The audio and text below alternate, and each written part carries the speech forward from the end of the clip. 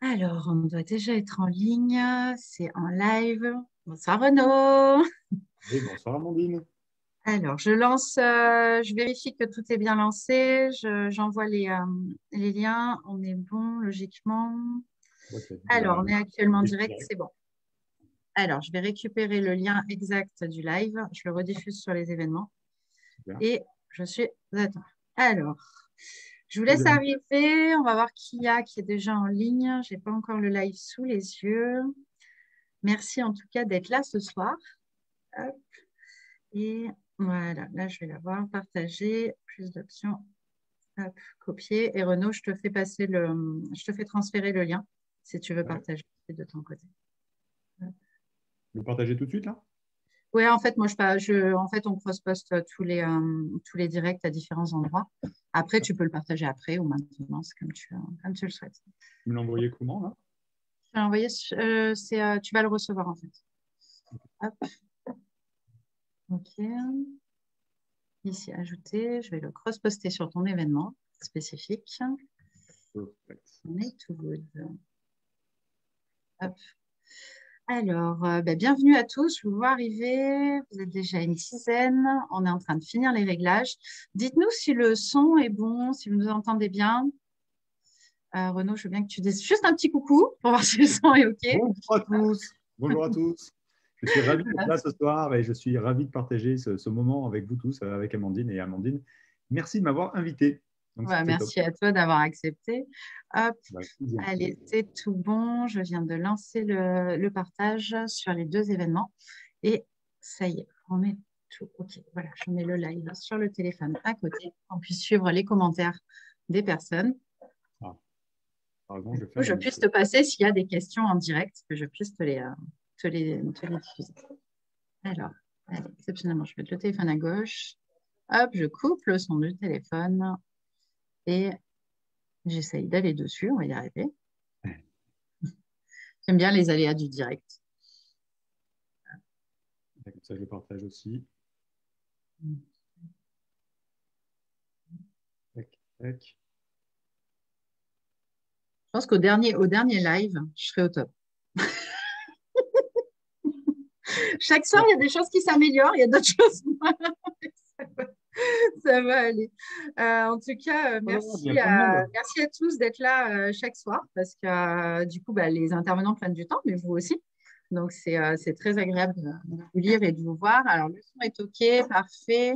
Nickel le son, Cathy. Hop, super. Merci. Bonsoir Patricia, bonsoir Bruno, bonsoir Cathy. On vous voit arriver petit à petit. Faites-nous des petits coucous, dites-nous d'où vous êtes. Voilà.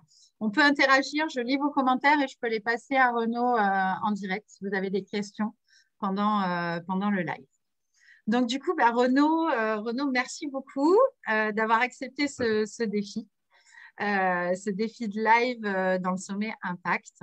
L'idée, c'est vraiment, j'ai sélectionné en fait des intervenants de différents secteurs qui ont osé croire en leurs rêves, osé changer de vie. Et pour moi, tu en es une démonstration parfaite.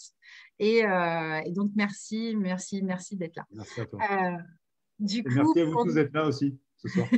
oui, c'est ça. Et du coup, pour dire en deux mots, tu es en pleine reconversion. Et Exactement. il y a un an, tu nous présentais un TEDx sur vivre ou exister. Vivre, Euh, être vivant. vivre ou... Alors, c'était vivre ou être vivant? Être vivant, ouais. Ok. Et un magnifique TEDx que je recommande à tout le monde, si après ça les intéresse de l'écouter. Qu'on pourra mettre en lien, ouais, tout à fait. Voilà. Et après, il est aussi sur ta page. J'ai aussi mis les liens de ta page. Est-ce que tu peux nous expliquer, donc là, on a le temps, hein, nous expliquer ton parcours jusqu'à aujourd'hui? Qu'est-ce qui a déclenché le changement de vie et où tu vas et vers où tu vas en fait aujourd'hui? Oula, bon, j'espère qu'on a vraiment le temps parce que Oui, on a le temps. il faut se lancer. On a 50 minutes, c'est tout bon. Parfait. Alors, donc moi je m'appelle Renaud, Renaud Guérin. J'ai 46 ans, 46, ouais, quelque chose comme ça. Et en fait, j'ai travaillé depuis 20 ans. Je travaillais dans des grosses entreprises d'informatique. euh, pour faire tout un tas de boulot. À la fois, enfin, j'ai commencé en tant que développeur, après j'ai fait de la gestion de projet. Mais en fait, je pense que je suis rentré là-bas pas pour les bonnes raisons. Ça s'est fait un petit peu parce que ça devait se faire comme ça. Quand j'étais jeune, je voulais faire autre chose de complètement différent. Je voulais faire pilote. Je voulais voler, je voulais. Et puis, en final, ça ne s'est pas fait au dernier moment. J'ai eu un problème aux yeux et je me suis retrouvé à ne pas savoir ce que je voulais faire du tout. Donc, je suis allé à la fac et je me suis dit, mais qu'est-ce que je fais là? Et en fait, je me suis vraiment cherché. Et il se trouve que mes parents étaient tous les deux ingénieurs en informatique. Donc, forcément, je suis parti là-dedans. Et puis voilà, j'ai commencé à bosser d'abord dans les effets spéciaux pour le cinéma, la 3D, les jeux vidéo. Et puis après, j'ai changé un petit peu de secteur, mais toujours dans l'informatique. Et je suis rentré dans des grosses boîtes. Et là, bah, en fait, j'ai essayé de faire de mon mieux, mais en fait, c'était surtout un gros besoin de reconnaissance que je me trimballais depuis que j'étais gamin. Hein. Merci papa, merci maman, si vous m'écoutez. Est-ce que tu Heureusement. arrives à parler un tout petit peu plus fort parce que Plus j'ai le fort. son qui est Ouais. à fond. Ouais, j'ai du mal à t'entendre Allez, en fait. je vais parler un Top, peu plus fort alors. merci. Merci. Dites-moi en commentaire, est-ce que le son il est assez fort? Sinon, je pousse un peu la voix, il n'y a pas de problème. Ah Oui, oui, c'est voilà. possible Si que on peut votre son avoir des vienne. retours, parce que j'ai du 20 secondes d'écart au niveau des retours, mais au moins on aura l'info. Donc, je vais parler plus fort. Oui, il n'y a pas de souci. Merci. Donc voilà, j'ai commencé à bosser dans ces grosses boîtes-là, plus par un souci d'avoir de la reconnaissance. Et puis finalement, je me suis mis de plus en plus de charges de travail pour essayer d'avoir encore plus de reconnaissance, d'avoir de meilleurs retours. Et en fait, c'était pas la bonne idée. C'était pas la bonne idée. Donc j'ai commencé à avoir un petit peu des soucis de santé. Mon corps a commencé à me dire, hé gars, c'est peut-être pas ça qu'il faut que tu fasses. Enfin, je commençais à avoir des problèmes au niveau du dos. Au début, j'avais un petit peu mal, puis après, j'ai fait une double hernie discale. Il a fallu que je me fasse opérer, ça n'a pas très bien marché. J'ai eu une double hernie cervicale en plus. Bref, un paquet de trucs bien sympas. Et malgré tout, bah, j'étais pas à l'écoute de mon corps, j'étais pas à l'écoute de moi. Et puis, bah, jusqu'au jour où, à force de rajouter, de charger un petit peu la mule comme ça, bah, mon corps, il m'a dit, bah, gars, là, il faut vraiment que tu t'arrêtes. Tu n'as pas écouté les premiers signes, maintenant, je vais t'envoyer du lourd. Et là, c'était bah, il y a 5 ans. Il y a 5 ans, j'ai eu un cancer assez rare, enfin, c'est pas assez rare, un cancer très rare. Et bon, le problème, c'est que c'était aussi un cancer très agressif. Il fallait vraiment agir très très vite. Et bon, là, forcément, j'ai carrément arrêté de bosser. Hein. Là, mon corps m'avait bien envoyé le message qu'il fallait. Et voilà, donc ça a été une période un peu compliquée. Ça a duré à peu près un an. Mais bon, au bout d'un an, je suis revenu, on va dire, dans la vraie vie avec plein de choses qui avaient changé, surtout dans la tête. Et je me suis dit, bon, ben, je ne peux pas continuer comme ça n'a pas de sens. J'ai eu une grosse prise de conscience et ça, je, je dirais, merci mon cancer. Hein. Peut-être le sujet, justement, pour en revenir au TEDx, le sujet que je voulais mettre à la base, le thème du TEDx, c'était censé être comment mon cancer m'a sauvé la vie. Donc, au moment de faire le TEDx, on m'a dit ouais, c'est peut-être un peu agressif, on va changer peut-être le titre, mais un truc un peu plus soft. Donc, c'est devenu vivre ou être vivant. Et bon, voilà, effectivement, cette période-là dans ma vie, ce que moi j'appelle un cadeau mal emballé de la vie, ça m'a permis vraiment de rebondir et ça a été ma chance en fait. C'est ce qui m'a vraiment, c'est ce qui m'a permis de prendre conscience de plein de choses et qui m'a permis bah, effectivement de mettre en place tout un tas de choses, ouais, tout un tas d'expériences pour m'aider à mieux vivre, on va dire, au quotidien, mieux vivre ma vie et voilà. Euh, Ça n'a pas été, on va dire, tout rose tout de suite parce que forcément, quand on bosse depuis 20 ans comme ça dans des grosses boîtes, enfin, en tout cas, je ne vais pas parler pour les autres, mais pour moi, ça a été difficile de partir de là parce que je savais ce que je ne voulais absolument plus faire, mais je ne savais pas ce que je voulais faire. Donc, je suis retourné dans ma boîte quand même, encore une fois pour les mauvaises raisons, parce qu'on m'a dit ah, mais Renaud, tu as fait du super boulot, il faut absolument que tu reviennes, on a un poste encore plus gros pour toi. Allez. Au début, je m'étais dit non, je ne vais pas y aller. Et puis j'y suis allé, forcément. Mais ce qu'il y a de bien, c'est qu'avec tout ce qui s'était passé, bah, au bout de 3 mois, je me suis dit, mais qu'est-ce que tu fous là? Qu'est-ce que tu fous là? Et là, j'aurais dit, les gars, non, je suis désolé, je ne peux pas faire ça. Je ne peux pas continuer comme ça. Je ne me fais pas du bien. Et même si le boulot, il est fait, moi, ça ne me convient pas, donc je vais arrêter. Ils ont été à moitié compréhensifs. Ils m'ont dit, OK, tu peux arrêter, mais il faut absolument que tu trouves quelqu'un. Donc, j'ai trouvé quelqu'un, je l'ai formé, il a pris ma place et je suis parti sur d'autres projets plus tranquilles.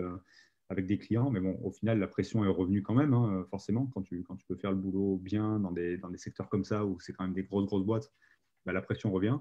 Et là, donc, c'était en début d'année, enfin, ça c'était l'année dernière au moment du TEDx. Et après, je me suis dit, non, je ne peux pas continuer comme ça. Donc, Il y a eu début une prise de 2021. conscience au TEDx. Ouais, ouais. Alors, Donc, ouais, on va revenir ouais, là-dessus. voilà. Mais du coup, Mm. il y a vraiment eu ce moment où je me suis dit, non, de toute façon, je ne peux pas continuer comme ça. Euh, et j'avais pris la décision d'arrêter, effectivement, enfin, de quitter la boîte, démissionner en fin 2020. Et on pourra revenir là-dessus. Après, il y a des alignements de planètes. Quand les choses doivent arriver, ça arrive. Tout ce qui devait arriver est arrivé, forcément. Au moment où j'ai voulu prendre la décision de quitter ma boîte, la boîte a fait un plan de départ volontaire alors qu'elle n'avait absolument jamais fait ça. Je l'ai pris et ça m'a vraiment mis le pied à l'étrier pour pouvoir aller vraiment dans ma vraie mission de vie, mon vrai chemin de vie. Et comment c'est. Alors, du coup, il y a plein d'éléments. Bon, pour la peine, Oui, je connais il bien y a peut-être dont l'histoire. on va parler. C'est déjà en termes de déclencheur, tu disais, tu n'as pas écouté ton corps au départ. Et du coup, ça s'est amplifié pour expliquer les décodages pour d'autres personnes. Ça s'est vraiment amplifié jusqu'à ce que finalement, tu n'aies plus le choix. Exactement. Voilà. Tu vas face au mur de dire, OK, bah là, maintenant, je suis obligée de l'écouter. Donc, je pense que là-dessus, il y a vraiment un conseil à dire, bah, écoutez votre corps, écoutez les premiers signaux pour que derrière, vous puissiez. En fait, voilà, s'il n'y a qu'un seul message à faire passer ce soir, c'est n'attendez pas d'aller dans le mur. Parce qu'en fait, il y a que deux manières de changer, je dirais.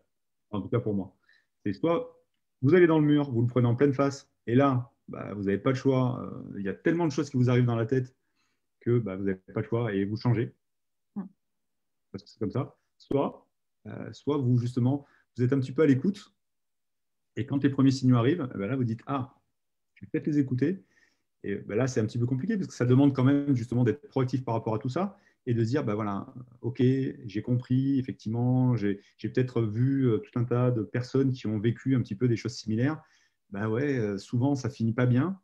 Ouais, peut-être qu'il faut que je m'écoute à ce moment-là. Et effectivement, bah, il y a tout un tas de choses qui viennent pour nous mettre des bâtons dans les roues. Bah, il y a la peur de l'inconnu, il y a la peur du changement, il y a la peur peut-être de la sécurité, enfin de ne plus avoir une sécurité financière, parce que c'est vrai que c'est pas forcément évident de tout lâcher. Bon, ça peut être des changements de travail, mais ça peut être d'autres changements de vie, hein. Ça peut être avec son conjoint, avec sa famille, ça peut être tout un tas de domaines. Mais dans ces cas-là, voilà, écoutez-vous. Écoutez-vous. C'est vraiment le message que j'avais ressenti dans ce que tu disais dans TEDx et c'est top que tu en reparles. C'est cette amorce, dire aux personnes, voilà, s'il y a des premiers signes, c'est qu'il y a quelque chose, posez-vous la question et allez vers ce qui vous plaît vraiment.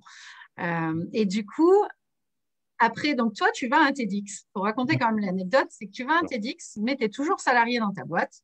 bon, Et à la ouais. fin du TEDx, tout le monde vient te voir en te disant, mais vous faites quoi dans la vie? Parce que j'étais là, j'entendais des questions. Et est-ce que pour toi, ça a été du coup, moi de l'extérieur, j'ai l'impression que ça a été ton déclencheur, mais est-ce que finalement, toi, ça a été vraiment voilà, ce déclencheur-là? Qu'est-ce qui s'est passé après?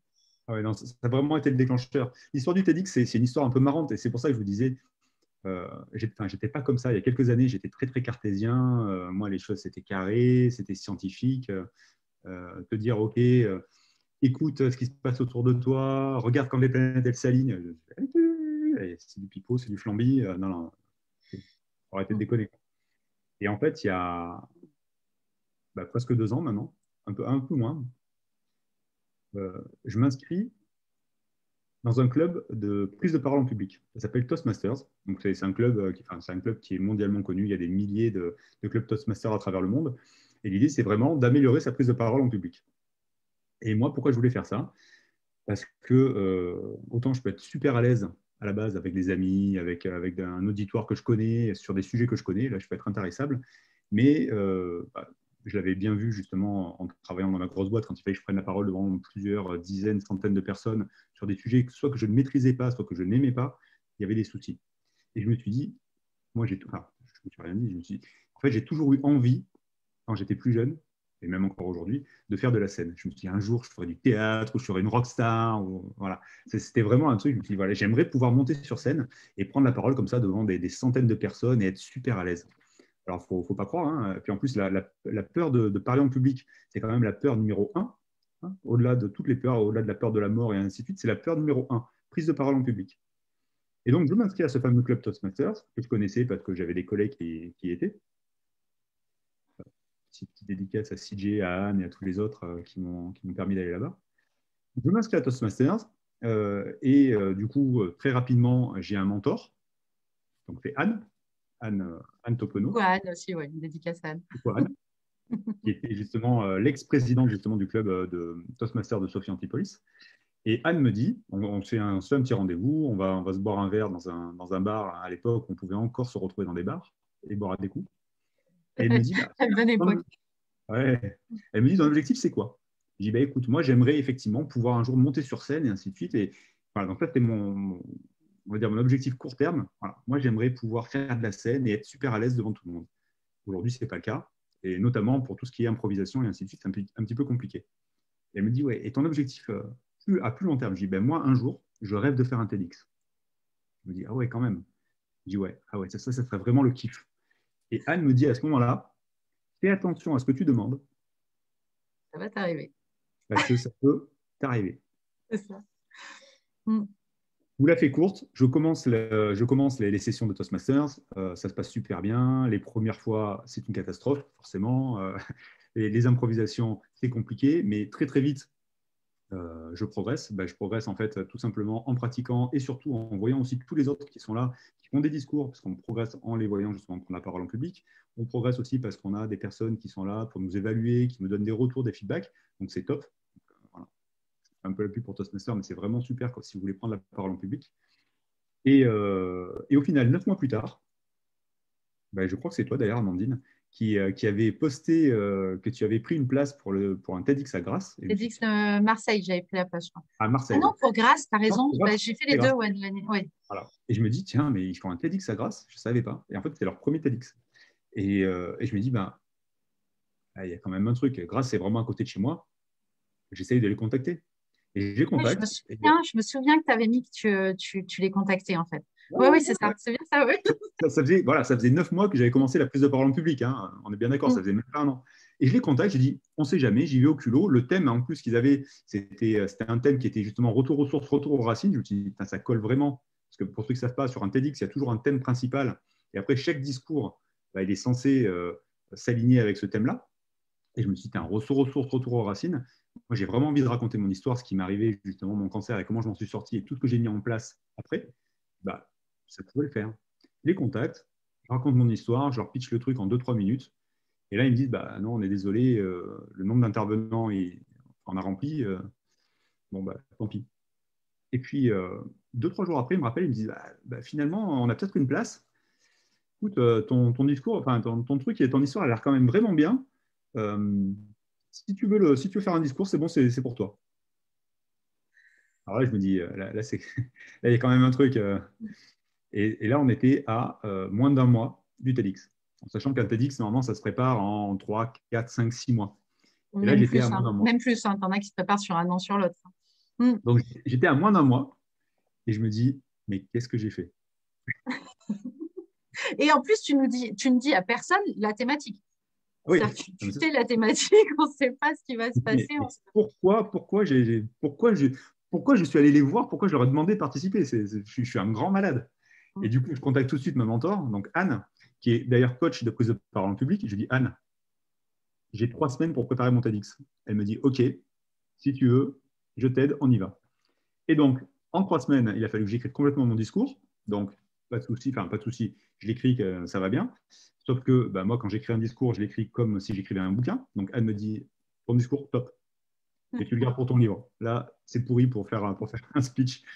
Donc, on a retravaillé le discours et il a fallu, donc on l'a bossé. Et je me retrouve finalement à une semaine du TEDx avec un discours écrit. Sauf qu'après, il fallait que je l'apprenne. Donc, on peut dire, Sachant que tu es, chronométré en plus dans un TEDx, ouais, pour ceux qui ne connaissent pas, ouais, tu as un chronomètre à respecter, donc tu dois être hyper timé, hyper charté au niveau de ce que tu vas faire. exactement. Et donc voilà, et je me retrouve du coup à apprendre tout mon TEDx par cœur. Donc Anne me dit non, non, il ne faut pas l'apprendre par cœur, il faut que tu apprennes que des mots-clés, puis après tu te débrouilles. Enfin, je flippais tellement que je me dis non, non, je vais quand même essayer de l'apprendre par cœur. Et on se retrouve au final 2 jours avant le TEDx. Mon texte, je le connaissais, c'est pas encore foufou. Elle me dit, allez, on fait une répétition et du coup, on va voir un petit peu les placements, les gestes, parce que bah, tu vas être sur scène devant plus de 250-300 personnes. Il faut quand même que ça claque. On fait une répétition, mais c'était juste une catastrophe. La moitié du texte, ça passait pas. La gestuelle, c'était nul. Bon, 2 jours. Et finalement, on rebosse comme des malades le jour même, le lendemain. Et puis, elle me fait faire tout un tas d'ajustements. Et on dit, bon, allez, là, c'est à peu près bon. Tout va bien, il me reste une journée. Je le répète au moins 10 fois dans la journée. Ça passe. La veille au soir, je vais courir. Je me fais 20 km au bord de la mer, à la lumière, justement. Enfin, lumière baissante, c'était top. Et le lendemain, j'avais une méga boule au ventre le matin. Et puis, au final, à midi, alors j'étais censé passer à 3 heures ou 4 heures. À midi, ça disparaît. Et je me dis, bah, ok, j'y vais. Au départ, je voulais y aller juste pour faire mon discours. Et puis, je dis non, j'y vais. Puis, il y a plein de gens qui sont venus, enfin, qui viennent exprès pour me voir. J'y vais, puis je prends du temps vraiment pour eux, du temps de qualité, pour que ce soit un vrai échange. Et j'y suis allé, du coup, pas de stress, pas de pression, rien. Et ça s'est super bien passé. J'étais trop, trop content de voir tout le monde et tout ça. Bon, j'ai quand même un peu flippé les 5-10 minutes avant que ce soit mon tour de passer. Et là, Vous avez tous fait pleurer aussi, je tiens à préciser. pendant le Ouais. discours, ouais. Ouais. Mais ce qui était dingue, c'était vraiment ce moment, si tu veux, où on me dit OK, enfin, on m'appelle, c'est Renaud, tout ça. Donc, je suis au bout de la salle. Et en fait, pour arriver, on était censé traverser Traverse. toute la salle. Mm. Donc, on passait au milieu de toutes les rangées. Et après, on montait sur scène. Et là, donc, ce moment-là, quand même, un petit Mm. peu.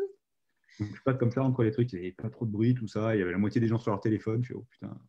Et après, ce qui est super important, c'est que beaucoup ne connaissaient pas ton histoire. C'est-à-dire que beaucoup ne savaient pas pour ton cancer. Donc, il y a eu beaucoup de Je pense qu'il surprises dans la salle. y avait très, très peu de personnes qui le savaient. Mm. Allez, il devait y avoir 5 personnes dans la salle qui connaissaient l'histoire. Et donc, je monte sur l'estrade. Je me mets dans le rond rouge parce qu'il y a un rond rouge de 2 mètres. On est censé rester dans le rond. Parce que du coup, Et après, là, vous êtes filmé et rediffusé en ouais, national et en international. Mm. international. Et là, tu prends une grande respiration. C'est parti. Et là, c'est parti. Et là, après, ça a été magique. Une première minute vraiment stressante parce que bah, il y avait quand même beaucoup, beaucoup de monde. Et puis, dès les premiers rires, dès que j'ai senti que j'avais accroché tout le monde, c'est là que c'est magique. Quand tu vois que les téléphones s'éteignent et que tu vois que les gens qui te regardent, tu dis putain, c'est bon. Et quand tu commences à les faire rire, tu dis allez, ça y est, c'est embarqué. Et à ce moment-là, tu n'as plus de stress, tu n'as plus rien, tu es dans ton truc et bah, tu vis vraiment l'instant présent. Là, c'est comme une méga méditation. Tu C'est es ça. dedans et ça se passe, mais tout seul. Et là, franchement, c'était dingue. Il y a eu de tout. Il y a eu des rires, il y a eu des pleurs. Moi-même, moi-même, j'ai versé ma petite larme à un moment. Ouais. C'était, Mm. c'était vraiment dingue. Voilà. Et du coup, bah, j'ai raconté mon histoire. Donc, pour vous la faire courte, le pitch, c'était vraiment, je raconte mon histoire bah, jusqu'à aujourd'hui, que je raconte mon enfance, on va dire de 0 à 10 ans, de 10 ans à 20 ans, de 20 à 30, de 30 à 40. Et j'explique un petit peu l'évolution, ce qui se passe dans la vie. Il y a des périodes de stress, des périodes où ça va moins bien, et ainsi de suite. Mais on garde toujours bonne figure, tout va bien. Il faut montrer que ça va bien, qu'on réussit dans la vie. Jusqu'à bah, l'âge de 40 ans, où je dis, bah, voilà, aujourd'hui, ça va super bien. Je ne travaille plus. Et en Mm. fait, je ne travaille plus parce que je suis malade. C'est ça. Et voilà. Et donc là, c'est la partie un peu moins marrante, mais qui rebondit bien derrière. Et du coup, après, j'explique effectivement tout ce que j'ai mis en place ces dernières années pour mieux vivre ma vie, pour aller bien tout simplement, hein, et être plus vraiment dans l'ici et le maintenant, vraiment être plus sur mon chemin de vie et pas sur ce qu'on attend de moi. Mm. Et là, tu commences à nous parler de jeûne. Tu Oui, commences à nous expliquer en fait toute ton hygiène de vie. Mm. ouais, Qui parce qu'en fait, aujourd'hui va être toute la suite de l'histoire. aujourd'hui, ça va être effectivement ma vie, quoi. Mm. Tu disais, donc, pour répondre à ta question, donc excusez-moi pour la longueur de cette introduction, mais Non, mais c'est t'as que des euh, super commentaires, hein. Tu les liras après. je T'as reviendrai pas après. Mais en tout cas, ouais, tu me demandais, donc du coup, ta question, c'était est-ce que ça a été le déclencheur? Oui, clairement, ça a été déclencheur, tout simplement parce que quand je suis sorti donc, du coup, de ce discours et qu'on allait justement boire un coup après, j'ai eu, mais je ne sais pas combien de personnes qui sont venues me voir en me disant mais Renaud, c'était magique, ce que tu as raconté, c'est quelque chose que j'ai vécu moi aussi, que j'ai jamais osé partager. Donc là, je l'ai partagé à travers toi. Il y a des personnes qui m'ont dit oh, mais ton histoire est trop fantastique, oh là là, mais tu veux pas me coacher, tu veux pas m'aider dans la vie. Et en fait, ça a commencé comme Tu veux ça. pas m'accompagner en jeûne aussi, parce qu'il y avait plein de Ah, questions du coup, ouais, sur le jeûne déjà. parce que du coup, j'ai parlé du jeûne, j'ai parlé de la méditation, j'ai parlé de la randonnée, j'ai parlé de la reconnexion à la nature, donc tout un tas de choses. J'ai parlé de l'alimentation, forcément. Et donc, il y a plein de personnes qui sont venues me voir en me disant ah, mais là, c'est trop génial, c'est trop inspirant. Est-ce que tu peux pas m'aider là-dessus? Tu peux pas m'aider là-dessus? Tu peux pas m'aider là-dessus? Tu peux pas me coacher? Et là, je me suis dit waouh. Enfin, je m'attendais pas à ça, surtout. Mais bon. Mm. Et après, bah, du coup, l'idée a commencé à faire un petit peu son petit bonhomme de chemin, et notamment par rapport au coaching, parce que du coup, j'ai quand même pas mal de personnes, surtout en plus quand le TEDx est sorti après en vidéo, j'ai eu plein de personnes qui m'ont dit ah ouais, mais ça serait cool, j'aimerais bien me faire coacher par toi. Moi, j'étais à milieu de me dire qu'un jour, je pourrais faire du coaching. Et je me suis dit, bah, tiens, pourquoi pas, ça peut être intéressant. Je vais quand même regarder un petit peu qu'est-ce qu'on peut Mm. faire en coaching. Donc, j'ai laissé C'est ça. le temps faire faire son petit bout de chemin.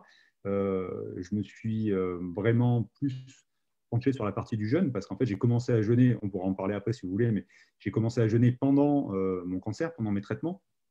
Je rappelle que le jeûne thérapeutique n'est absolument pas reconnu en France, mais il y a tout un tas d'études, tout un tas de trucs qui circulent sur Internet qui disent que le jeûne permet d'aider pendant les phases de cancer, notamment les phases de chimiothérapie. Donc moi, j'ai cherché un petit peu sur Internet parce qu'à cette époque-là, je cherchais un petit peu, quand j'étais malade, je cherchais tout ce qui pouvait m'aider à aller mieux. Et donc c'est là que j'ai eu ces grosses prises de conscience et que j'ai mis plein de choses en place. Donc au niveau de la nutrition, au niveau du jeûne, donc pendant les chimios, au niveau de la méditation, justement, pour me zénifier et puis pour être un peu plus calme, un peu plus cool. C'est là que j'ai commencé vraiment à faire plein de sorties dans la nature. Tous les jours, j'allais marcher, je me reconnectais à tout ça et il y avait des bonnes énergies, donc c'était fantastique. Après, tu as couru aussi.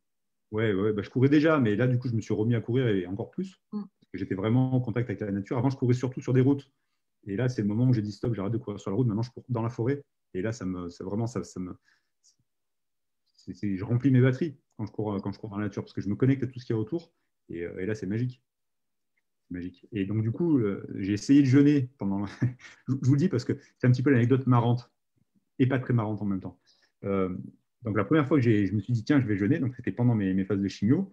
Je me dis, bon, allez, hop, je vais faire ça. J'ai mis ça sur Internet. OK, donc il suffit de ne pas manger pendant 4 jours. Bon, OK.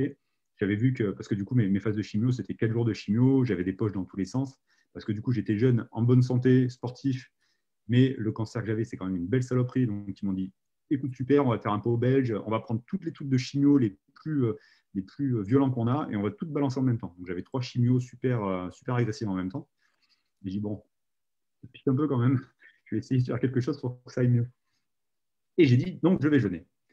Donc, je regarde, j'ai vu qu'il fallait prendre telle ou telle tisane en même temps, que je pouvais prendre du jus de betterave et tout. Je dis, bon, essaye. Mm. Forcément, je ne me prépare pas. Je me dis juste, je ne vais pas manger. Je vous dis que c'est quand même important. Quand on fait un jeûne, il faut faire une descente alimentaire et une reprise alimentaire derrière. On Ah, pourra en parler plus tard. Mais à l'époque, je ne le savais pas. Donc, on apprend par l'expérience et par la douleur. Donc, je fais mon premier jeûne. Ça se passe super bien. Pendant toute la chimio, j'étais trop bien. Pas trop bien. On peut être dans une d'accord. chimio, mais en tout cas, Voilà. j'avais moins d'effets secondaires. J'avais pas de nausées. Je l'ai bien vécu. J'étais encore en énergie. C'était top. Je me dis, bah, génial, je vais faire ça à toutes les chimios.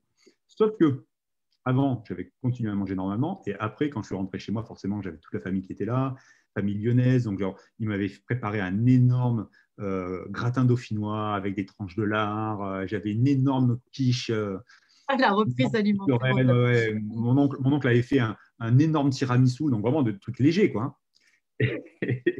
Et donc, ouais, moi, je sors de l'hôpital. En plus, on ne mange pas bien à l'hôpital. Donc, je me suis jeté là-dessus. Donc, c'était fantastique. Alors après, j'ai payé, mais comme jamais. J'ai été malade, mais de folie. Pas tout de suite, c'était plusieurs jours après. Et mon corps, du coup, qui avait jeûné et j'avais pas fait de descente alimentaire avant, donc j'avais plein de toxines qui étaient restées dans mon corps. Et puis derrière, j'ai repris plein de trucs qui étaient super gras, super lourds, super sucrés, alors que je sortais juste de jeûne. Donc là, c'est pareil, normalement, tu recommences tout doucement pour que avec des trucs qui sont assimilables facilement, digérables facilement. Moi, j'arrive, je balance du gras, je balance du sucre, c'est énorme. Et j'étais malade, mais je vous passe les Mm. détails, mais j'étais très malade pendant une semaine. Et c'était pas la chimio. Donc, je me suis dit, OK, le jeûne, je retiens. C'est pas comme ça que ça se fait. Je ferai différemment la prochaine fois. Et surtout, le jour où j'irai mieux, où tout ça, ça sera fini, je me ferai vraiment un jeûne long, parce que là, du coup, c'était vraiment sur 4 jours. Je me suis dit, OK, je le ferai dans des bonnes conditions. Je ferai un séjour avec un vrai accompagnateur, parce que j'avais vu qu'il y avait des super séjours dans des centres où tu pouvais aller faire de la randonnée. Bon, là, forcément, quand tu es avec tes poches de chimio, pour randonner, c'est plus compliqué. Donc, je me suis dit, bah, je pourrais faire de la randonnée, puis en même temps, tu seras en pleine nature, dans la Drôme, ou dans la montagne, ça va être génial. Puis je ferai de la méditation, du yoga, plein de trucs. Donc, j'ai dit ça, je le ferai quand j'irai mieux. Et c'est ce que j'ai fait effectivement, un an plus tard. Là, t'en Et reviens en plus. genre, Là, à là, nouveau. c'est encore, ouais. Et franchement, ça a été une révélation. Le jeûne, là, enfin, un an après mon premier jeûne long, c'était la première fois que je jeûnais vraiment dans ces conditions-là, ça a été magique. Ça a vraiment été magique. Je suis ressorti de là, j'avais l'impression de briller dans la nuit. Je dégageais une énergie de dingue. Dans mon corps, j'étais comme une pile. C'était fou. Et je me suis dit, mais pourquoi c'est pas obligatoire de faire du jeûne, en fait? Pourquoi c'est même pas reconnu par la sécurité sociale? Et je me suis dit, bah, un jour, il faut vraiment que. Enfin, déjà, je vais jeûner tous les ans, c'est sûr. Mm. Alors, pour la petite anecdote, encore une fois, un jeûne thérapeutique, c'est interdit. Voilà. Mais bon, le principe du jeûne, c'est quand même qu'à un moment donné, dans votre corps, il y a ce qu'on appelle du nettoyage cellulaire. C'est-à-dire que le corps arrête la multiplication cellulaire et dit, OK, les cellules qui sont en bonne santé, je vais encore plus les booster, je vais les régénérer. Et tout ce qui est en mauvaise santé, tout ça, je le dégage. Voilà.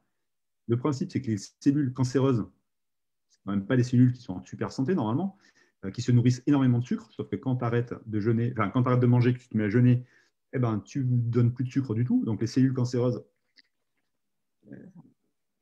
elles peinent un petit peu. Et donc du coup là-dessus, tu fais un bon coup de jeûne, bah, tu as quand même pas mal de trucs qui partent. Moi aujourd'hui, je fais aussi le jeûne pour ça. Pour moi, c'est vraiment, on va dire, préventif. Je le Et tu fais. m'autorises à dire que hier, les résultats que tu as eus, Ouais, bah ouais, bien sûr. Ouais, bah, parce que vas-y, annonce-le alors, parce que bah c'est. ouais, hier, en fait, tous les ans, je fais ma visite, on va dire, de contrôle. Et donc là, je viens de faire les 5 ans. Ça faisait 5 ans que j'avais été opéré, que j'avais fait tous les traitements. Et donc là, j'en suis à 5 ans. Donc rémission complète, tout va bien. C'est Ça, ça. c'est méga top. Voilà. Mm. Donc hier soir, je me suis fait quand même ma petite coupe de champ. Tu C'est quand même m'étonnes. top. Bon, même si je sais, ça fait quand même plusieurs années avec tout ce que j'ai mis en place. J'ai pas de, on va dire, j'ai pas de doute et je me dis pas qu'il peut arriver quoi que ce soit, que ça peut revenir, même si ça peut, hein. Mais en tout cas, Mm. avec tout ce que je mets en place, avec le jeûne, l'hygiène de vie, le sport et ainsi de suite, il n'y a aucune raison pour que ça revienne.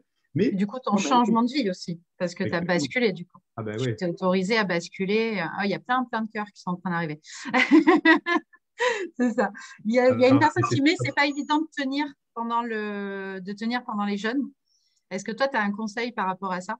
de tenir pendant les jeûnes, c'est-à-dire. Ouais, qui met dans le passé, je faisais des jeûnes, mais c'est pas évident de tenir sans manger en Alors, fait. ce que j'aimerais te savoir, en fait, c'est si si tu as fait des jeûnes chez toi, à la maison, en travaillant, ou si tu es parti dans des centres de jeûne et te faire accompagner vraiment par quelqu'un. Ok, Parce qu'en alors fait, Stéphane, du coup, ouais, si tu peux nous répondre, au moins je passe mais l'information à Renaud. pour la faire courte, alors je ne sais pas ce que tu entends par c'est pas évident de tenir. Je ne sais pas si tu te réfères à dire bah, ok, c'est compliqué à gérer ça, c'est compliqué parce que j'avais faim.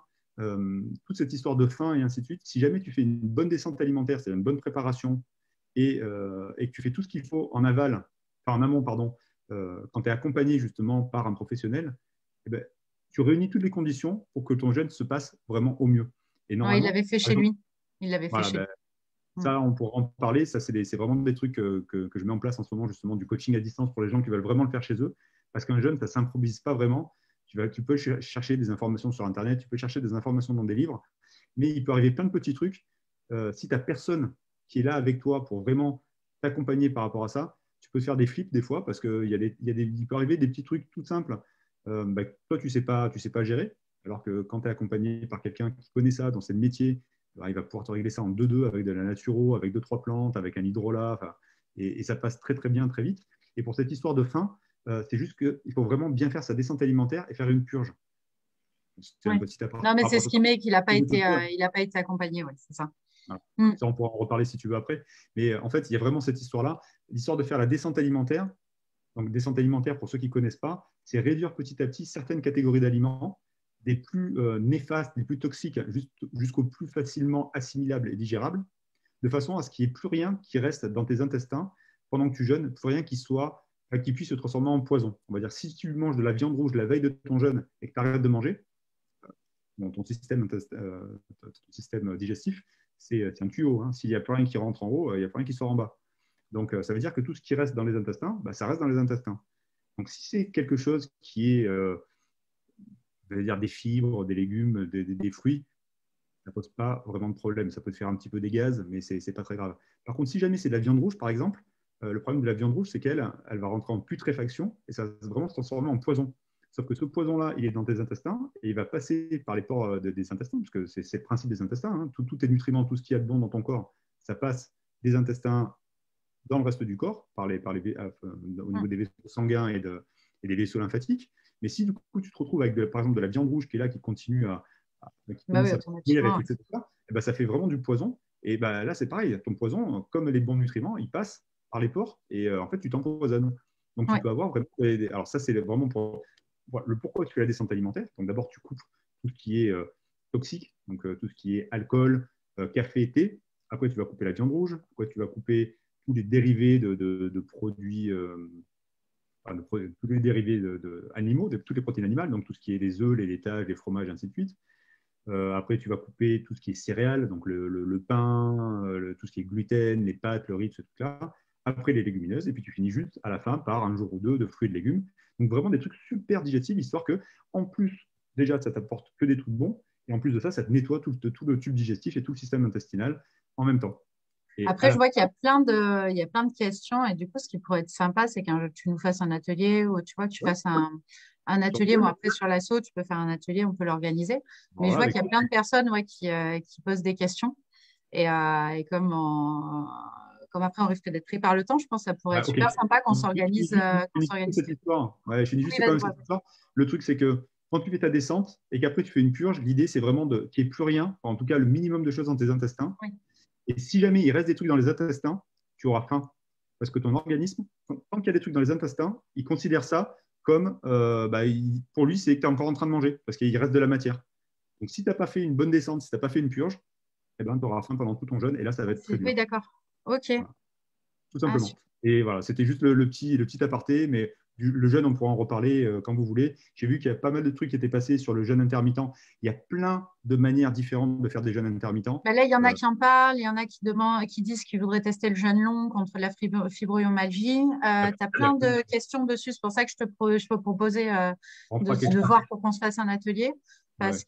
Parce que oui, en fait, on voit que là, il y a plein de personnes et on Il pourra y a en des parler trucs pendant des super à heures. faire au niveau du jeûne long et il y a des trucs super à faire au niveau du jeûne intermittent. On n'aura pas les mêmes avantages et les mêmes bienfaits.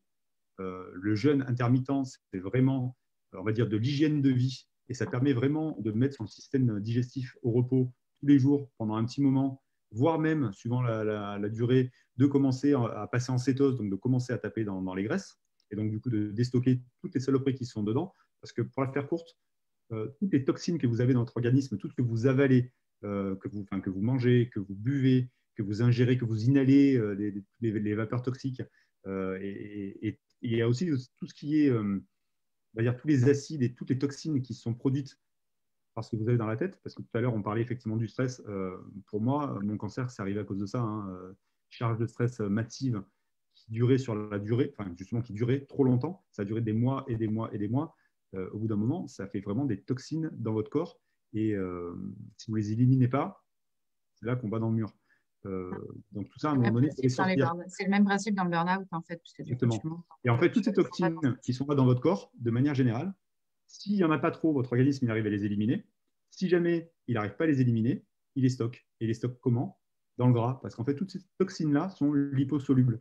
Donc, vu que de toute façon, dès que vous mangez trop, et on mange tout trop, on ne mange pas quand on a faim, on mange quand c'est l'heure de manger, quand c'est l'heure de l'apéro, quand c'est l'heure de ci, quand c'est l'heure de ça. Donc, de manière générale, je caractérise, hein, parce que je suis sûr qu'il y a plein de personnes qui mangent très bien, mais on a tendance à trop manger. Et ben, tout ce qu'on mange en trop, dont l'organisme n'a pas besoin, il le stocke sous forme de gras. Et quand il y a des toxines qui sont là, qui se baladent, et ben, il les prend, hop, se met dans la petite cellule de gras, et hop, dans ton corps. Et après, vous vous trimballez avec votre poubelle de toxines autour de vous.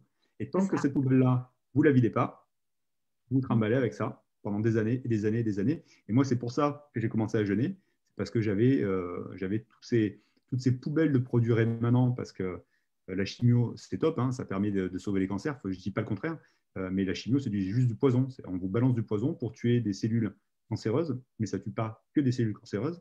Et surtout, ce sont des produits qui sont hyper rémanents. Donc, quand vous stockez du gras et que vous faites de la chimio, vous stockez votre chimio et vous restez avec votre poubelle pas cool, parce que ça, c'est vraiment une poubelle pas cool sur vous. Et tant que vous ne videz pas ça, ça reste. Mm. L'idée de jeûner au départ, c'était vraiment ça, c'est de me dire, OK, au moins une fois par an, là, maintenant je passe à au moins 2 fois par an, je vide mes poubelles et je vide toutes les toxines. Et c'est la même chose si jamais vous prenez des gros traitements médicaux sur le long terme, c'est pareil, tous ces médocs, c'est pas hop, ça vous sauve, ça vous aide et puis après ça part. Vu Non, qu'on non, c'est en grande quantité, vous le stockez, vous le stockez, vous le stockez, vous le stockez.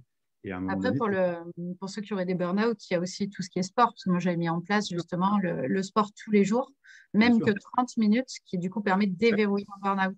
Mais c'est pareil, c'est exactement. quelque chose qui n'est pas dit, en fait, qui n'est pas communiqué et qui pour autant permet de sauver des vies. Voilà, Donc, c'est complémentaire. La médecine moderne fait des miracles. Il ne faut pas dire le contraire parce qu'il y a plein de choses qu'on peut soigner aujourd'hui que grâce à la médecine moderne. Mais il y a tout un tas d'autres méthodes, on va dire, autour, qui permettent de mieux vivre tout ça et de mieux vivre tout simplement de manière générale. et qu'est-ce que tu conseillerais aux personnes qui justement peuvent se retrouver au-delà du jeûne, tu vois? Mais on disait écouter son corps, mais Ouais. quand tu as justement ce genre de choses qui arrivent, qu'est-ce que tu leur dirais de prendre en compte ou de mettre en place, mais peut-être pas que techniquement dans leur philosophie de vie, tu vois? Comment toi, tu as osé croire et passer ce cap de lâcher ton boulot, de dire je vais me mettre à mon compte et je vais accompagner justement les gens dans le jeûne, dans la randonnée. Parce que du coup, tu vas faire du jeûne, de l'accompagnement au jeûne, de la randonnée, du coaching de vie, plus des voyages, c'est qu'on va pouvoir Ouais. bouger. Bon, tu as même commencé certains voyages. Euh, qu'est-ce que tu peux leur conseiller pour qu'eux aussi passent ce cap, en fait?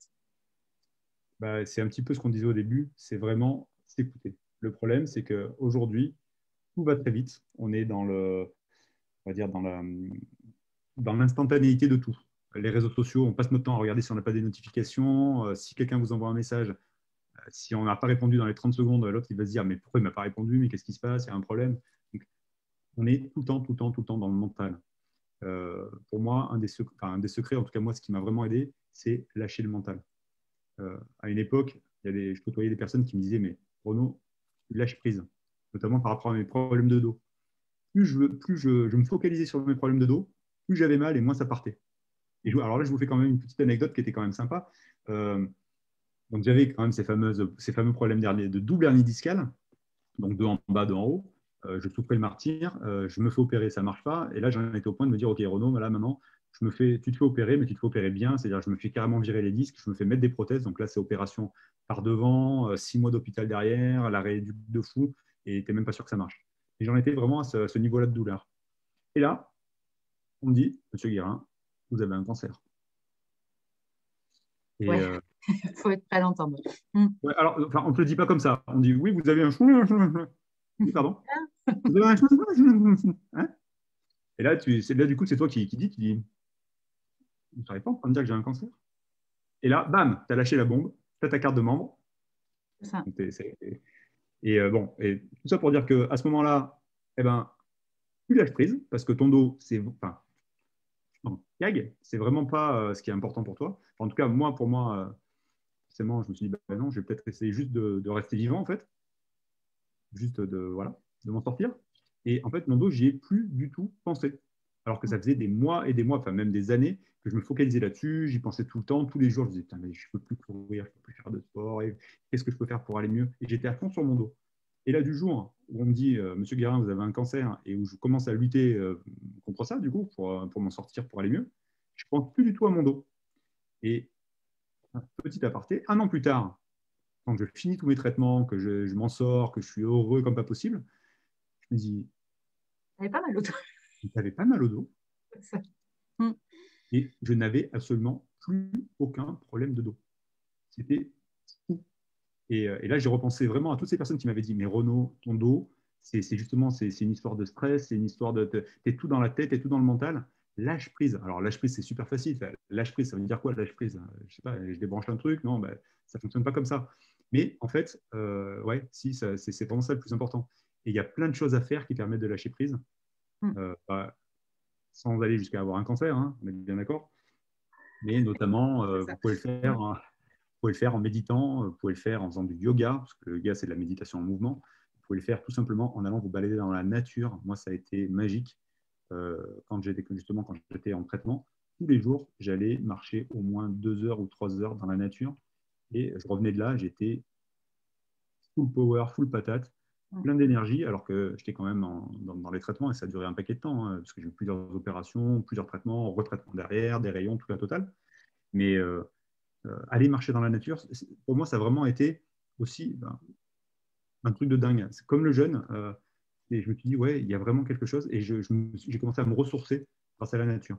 Et quand vraiment vous êtes là dans la nature à marcher, alors pas avec votre téléphone, hein, c'est pas je marche en regardant Facebook ou quoi, c'est vous coupez le téléphone et juste vous marchez, vous allez dans la forêt, vous allez en bord de mer et vous vous connectez à tout ça. C'est Là, l'ancrage. c'est magique. C'est l'ancrage, et Magique. cette reconnexion et à Ouais. soi et aux éléments qui sont autour de nous. Parce Et, qu'il faut le et du coup, je vais chercher encore plus loin, et après, il nous reste une dizaine de minutes. Euh, Au-delà du plan de licenciement qui se fait dans ta société, parce que tu Ouais. t'étais dit de toute façon, tu allais en partir, J'allais partir, ouais. je sais que tu avais cette insécurité de te dire je lâche un boulot qui est bien, qui me fournit tout le confort de vie. Euh, Qu'est-ce qui a fait vraiment allez, c'est bon, j'y vais? Alors là, c'est là qu'on revient sur le coaching. Parce que du coup, donc, à la fin de ce TEDx, tout le monde me dit oui, Renaud, il faudrait que tu me coaches et tout, ça serait génial. Et donc, l'idée fait son petit bout de chemin. Et à un moment donné, je me dis, il faudrait quand même que j'en fasse quelque chose. C'est vrai que ça a l'air cool quand même de coacher les gens, se dire que tu peux impacter dans la vie des autres, ça peut être chouette. Donc, je peux le faire effectivement en prenant la parole en public avec un job de conférencier. Et c'est ce que je fais un petit peu en ce moment. Mais je me dis, ouais, vraiment pouvoir aider la personne à chaque fois, partager ton histoire et peut-être l'aider à trouver des moyens, ça peut être quand même super cool. Et je me dis, bah, je vais regarder un peu ce qui existe comme école. Donc là, c'était la merde, hein, parce que des écoles de coaching, il y en a juste des dizaines et des dizaines. Je me souviens. Ouais, c'est la folie. Et donc, du coup, Amandine, qui venait de se faire coacher à ce moment-là, me dit, bah, écoute, moi, je connais une super coach. Sylvie, si tu nous écoutes. Pourquoi Sylvie? Et je me dis, bah, OK, moi, j'ai envie d'apprendre à coacher les gens. Mais avant de coacher les gens, je veux être sûr d'avoir fait le ménage devant ma porte. Parce que je veux pas, je suppose comme les psys qui se font monitorer aussi, et je veux pas arriver et projeter, on va dire, tous les problèmes que je peux avoir, si tant est que j'en ai, même si j'avais déjà travaillé sur plein de trucs. Je me dis, je suis sûr qu'il doit rester des trucs sous le tapis. J'ai pas envie d'impacter les gens de la mauvaise manière juste parce que moi, il me reste encore des poubelles. Et donc, du coup, j'ai commencé à faire mon coaching comme ça, donc un coaching sur plusieurs mois. Et là, ça a été un peu magique parce que forcément, on est passé un petit peu par toutes les étapes de vie, toutes les différentes catégories. Et à un moment donné, donc forcément, on va sur la partie du travail qui ne me convenait pas, qui ne me convenait plus.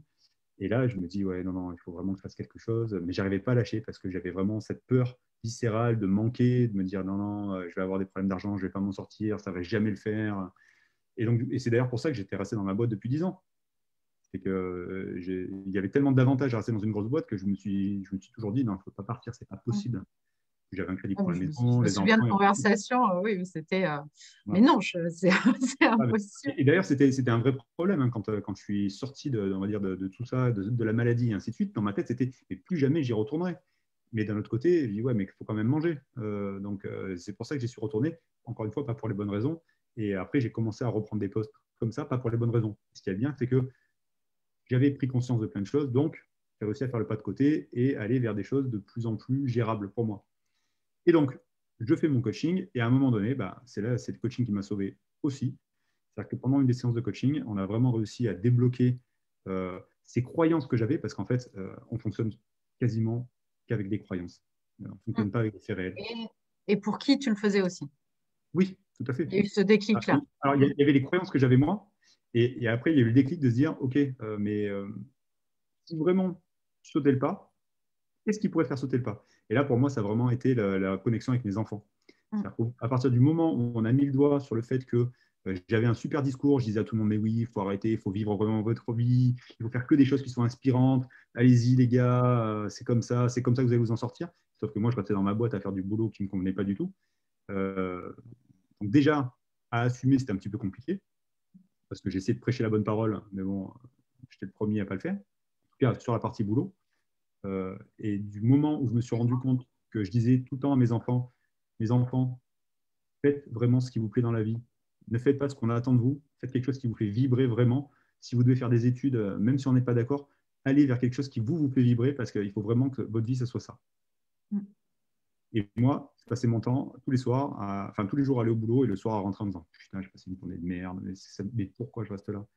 Donc, du moment où je me suis rendu compte qu'en fait, je véhiculais ce message-là, c'est ça que je montre à mes enfants. C'était le contre-exemple de ta vie. Hein. Mm. Complètement. Et là, je me suis fissuré et ça a été vraiment le point qui a fait que c'était le point de non-retour. Je me suis dit, non, c'est pas possible, je ne peux plus continuer comme ça. Et c'est là que j'ai pris la décision. J'ai dit, c'était le 11 juillet 2020. J'ai dit, je quitte mon boulot avant la fin de l'année. Mm. Là, j'avais pris la décision. Je me suis dit, bah, tant pis, au pire, je démissionne et puis bah, on verra bien ce qui se passe. Surtout qu'il n'y avait aucune idée du plan de licenciement au moment où vraiment tu actes la décision. Non. Mm. Et finalement, je ne sais pas combien de jours après, mais une semaine ou 2 semaines après, ma boîte qui avait qui a 30 ans et qui a toujours eu une croissance à 2 chiffres, bah là, le Covid passant par là, la boîte dit on fait un plan de départ volontaire. Je pense que tu étais le premier à poser ton Je dossier. dis pas que c'est de ma faute. Hein. C'est ça. En tout cas, Pouvoir créateur. en tout cas, il y a eu un alignement de dingue. Et ouais, quand ils ont envoyé le mail, ils nous ont dit bah, voilà, on va faire un plan. Ils ont expliqué un petit peu les modalités. Finalement, le plan est rentré réellement en vigueur. Enfin, les inscriptions, ça s'est fait en septembre. Mais bon, tous les jours, je faisais un refresh sur ma boîte mail pour voir si on en recevait le mail. Et le jour où j'ai eu le mail, j'ai cliqué tout de suite dessus. Et voilà, ça s'est fait comme ça. Et je suis parti vraiment parmi les premiers de ma boîte en octobre. Et aujourd'hui, du coup, qu'est-ce que tu nous prépares? Bon, allez, on n'a plus beaucoup de temps, mais un petit mot sur Compostelle et un petit mot sur ce que tu nous prépares. Ben, en fait, moi, ce que j'ai envie de faire aujourd'hui, ce qui a vraiment du sens pour moi, c'est de partager tout ce que moi, ce qui m'a fait du bien pendant toutes ces années et pendant justement toutes ces périodes un petit peu difficiles. J'ai vraiment envie d'aider les personnes, de vous aider toutes à mieux vivre votre vie de manière générale sans attendre d'aller dans le mur. Voilà. Il y a des moments où c'est vraiment super compliqué, surtout dans cette période de Covid, où on est tous secoués dans tous les sens, on part tous un peu dans tous les sens, on se dit, mais est-ce que... En fait, il y a vraiment une vraie remise en question. C'est-à-dire que dans mon TEDx, je dis, voilà, moi j'aimerais être votre thérapie sans que vous ayez besoin d'aller jusqu'au clash. Et en fait, 2 semaines après mon TEDx, Covid. C'est vrai qu'on a été confinés juste non, mais derrière. voilà, au niveau timing, on est bien quand même. Hein. Mm. Et je dis, voilà, attention. Et en fait, voilà, il se trouve que là, je dis, voilà, je ne vous souhaite pas d'aller jusqu'à la maladie. Là, la maladie touche tout le monde. Tout le monde s'est retrouvé bloqué à la maison. Et du coup, il y a eu plein de personnes qui se sont mis à cogiter, qui ont eu des prises de conscience, qui se sont dit, ouais, mais en fait, mon boulot, ça ne me plaît pas. La vie que j'ai, ça ne me plaît pas. Donc, voilà. Et le but, c'est vraiment d'aider toutes ces personnes-là, de leur dire, non, vous pouvez vous en sortir, il n'y a pas de problème, il y a plein de choses qu'on peut mettre en place. Ce qui est important, c'est vraiment de vous reconnecter à vous, de vous reconnecter à ce qui est essentiel. Et après, une fois que ça s'est fait, eh ben, de mettre en place des actions, même si ce n'est pas forcément facile, mais faire ce qu'il faut pour diriger vers votre meilleure vie, votre meilleur vous. Voilà. Et donc moi, ce que je veux proposer aujourd'hui, c'est tout un tas à la fois de voyages, de jeûnes, de détox, qui vont permettre vraiment de se reconnecter à soi, parce qu'en fait, c'est vraiment ça le truc. Hein. Quand vous jeûnez vraiment, et c'est pour ça que je rebondis sur ce qu'on disait tout à l'heure avec le jeûne à la maison. Le jeûne à la maison, c'est une bonne idée pour se détoxifier, mais vous perdez plus de la moitié des bienfaits du jeûne parce qu'en fait, quand vous jeûnez vraiment dans un centre, dans un séjour, c'est le moment où vous extrayez de tout. Vous n'êtes plus dans votre boulot, vous n'êtes plus à la maison, vous n'êtes plus avec votre famille, plus avec votre conjoint, plus avec vos enfants. C'est un moment pour vous. Et combien on a de moments réellement pour soi dans la vie d'aujourd'hui? Là, c'est un moment où vous lâchez votre téléphone, vous lâchez votre ordi et juste, vous êtes seul avec vous-même et avec le groupe. Mais c'est vraiment un moment où vous vous recentrez sur vous. Et là, il y a plein de choses qui montent. Plein de choses qui montent. Alors, il y a tous les bienfaits du jeûne physique, physiologique, mais il y a tous les bienfaits du jeûne dans la tête. Et là, c'est quand même assez magique parce que vous allez vous rendre compte de plein de choses qui ne vous convenaient pas. Il y a plein de choses qui vont remonter, des envies, des besoins. Et là, c'est vraiment le moment magique sur lequel on peut vraiment vous aider. Et c'est pour ça, du coup, que j'ai voulu faire effectivement une école de coaching parce que je me suis dit, dans les séjours de jeunes, on est super bien accompagné au niveau physique, mais voilà, au niveau émotionnel et au niveau mental, l'accompagnement n'est pas toujours là parce que les personnes qui organisent ces séjours-là, qui sont fantastiques au niveau de l'accompagnement du jeune, c'est souvent des naturopathes et ainsi de suite. Ils ont souvent aussi des fois, ils peuvent être thérapeutes, il y en a des très très bons. Et moi, je me suis dit, je ne suis pas thérapeute, je veux vraiment pouvoir aider les gens de la meilleure des manières possibles. Et pour moi, le coaching, je pense que c'est vraiment une super idée. Parce que le coaching, on ne va pas se focaliser sur dire, bah, OK, qu'est-ce qui s'est passé les 20 dernières années, vraiment comme on fait dans une psychothérapie ou un truc comme ça. On se focalise sur, OK, qu'est-ce que tu veux mettre en place, quels sont les objectifs, je t'aide à les atteindre. Bam. Donc voilà, l'idée, c'est vraiment d'allier à la fois le coaching et les séjours de jeûne, de détox aussi, parce qu'il y a des personnes qui n'osent pas commencer à jeûner tout de suite. Donc on peut passer par les étapes de détox, de monodiète. Enfin, il y a plein de choses qu'on peut mettre en place là-dedans. Toujours allié à la nature, à la randonnée, au voyage, au sport, parce que c'est super important de s'évader, hein, tout simplement, de sortir du quotidien. Et voilà, du coup, il y aura plein d'autres voyages aussi un petit peu plus extraordinaires que je vais mettre en place, notamment des séjours comme ça, détox et randonnée, à la fois en Corse, à La Réunion. Donc en Corse, je ferai sûrement ça à la fin de l'été, à La Réunion en octobre, pour traverser toute la Réunion du nord au sud en passant par les cirques et les trucs comme ça. Donc il y aura ça. Je vais mettre du coaching de jeunes à distance en place, parce qu'il y a des personnes qui ne peuvent pas se permettre de prendre 1 ou 2 semaines pour faire du jeûne dans un centre et qui n'ont pas forcément les moyens. Donc l'idée, c'est aussi de les aider de la meilleure des manières possibles à jeûner chez elles, si elles le veulent. Et qu'est-ce qu'il y a d'autre? Je ne sais plus. Mais du Mais coup, bon, ça tu fait déjà as pas mal de déjà choses. commencé un mini voyage que tu as pu Ouais. réussir à faire Oui, tu vas à parler de Saint-Jacques. Compostelle. Ouais. Enfin, il nous reste 4 minutes. Il y a 4 minutes. En fait, parmi toutes les choses qui ont vraiment bouleversé ma vie, il y a eu le jeûne, il y a eu la reconnexion justement à la nature et ainsi de suite, et le chemin de Saint-Jacques. En fait, marcher de manière générale, vraiment, ça vous permet de vous reconnecter à la nature. Aller marcher sur le chemin de Compostelle, il y a un truc encore de particulier.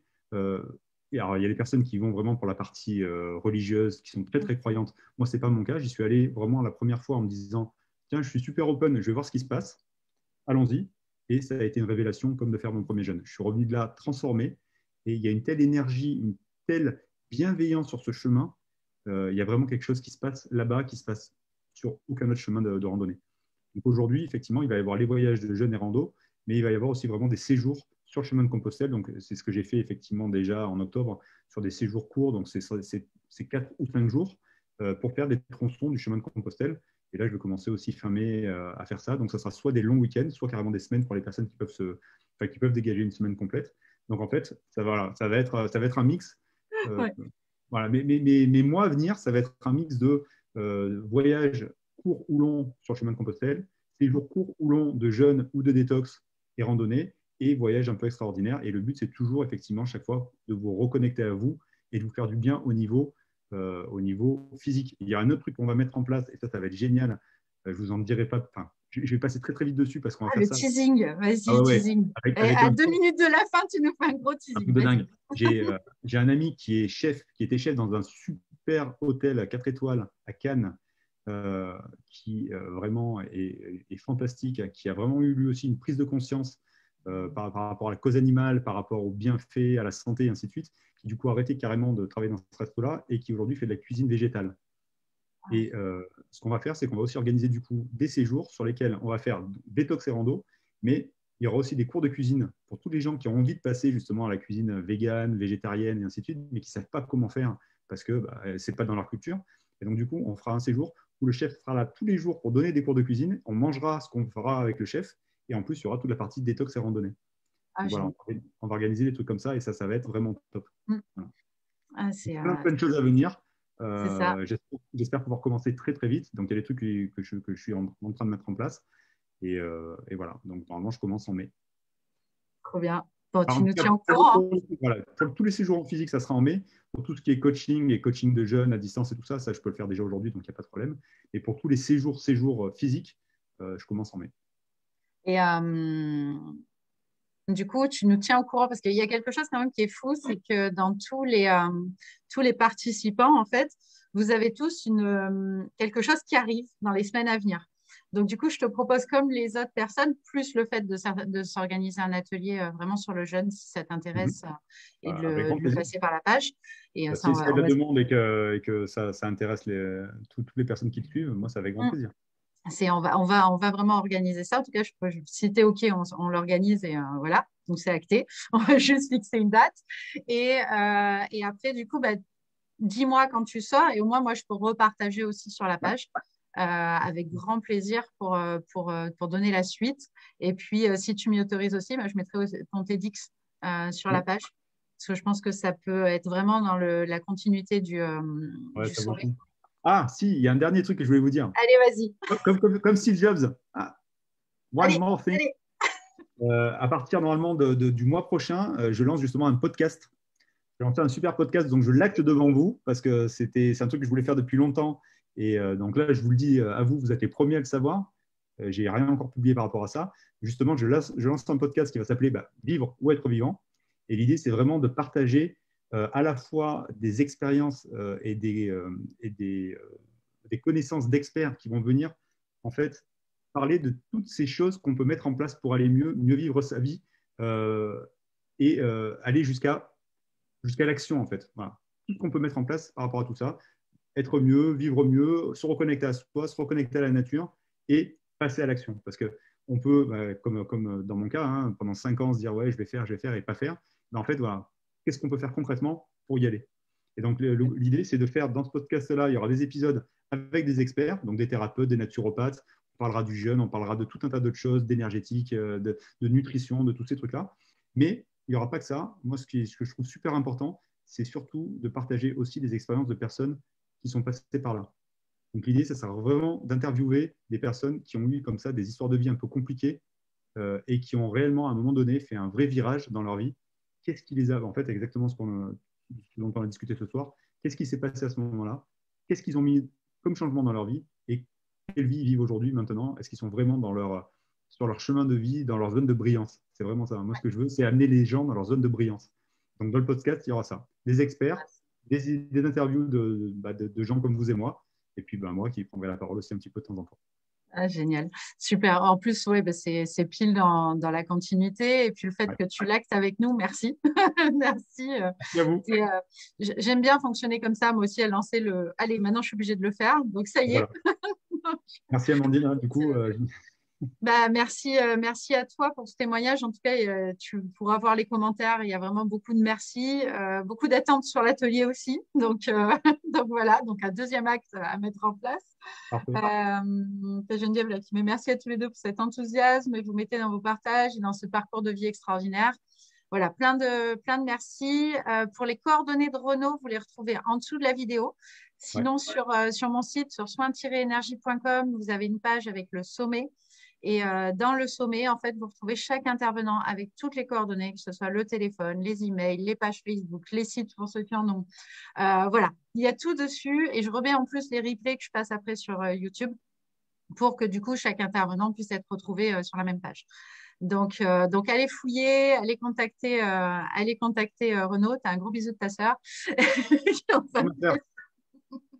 Je vois passer qui te fait un gros bisou. Et voilà, allez vraiment fouiller, allez prendre des infos en plus sur les personnes.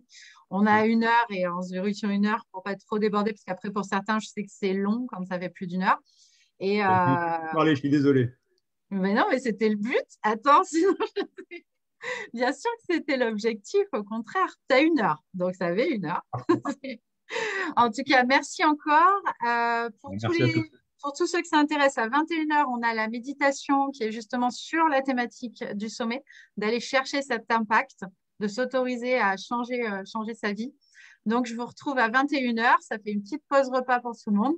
Et encore merci. Et tiens-nous au courant. Et puis nous, on se recontacte pour se bloquer pour l'atelier. Là, Voilà. aujourd'hui, effectivement, pour me contacter, c'est surtout par la page Facebook ou par la page Insta, parce que le site, il est en cours de création, donc je n'ai pas pu partager le site avec vous, mais dès qu'il sera dispo, on pourra le partager via ta page, si tu veux, Amandine. Ah oui, bah, volontiers.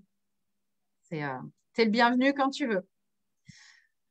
Merci encore, une Merci à bonne tous. soirée et puis à tout à l'heure pour ceux que je Ouais. retrouve dans 1 heure. Passez une Merci excellente Renaud. soirée, bonne continuation et puis bonne méditation tout à l'heure. Oui, merci. Ciao, ciao. Ciao, ciao.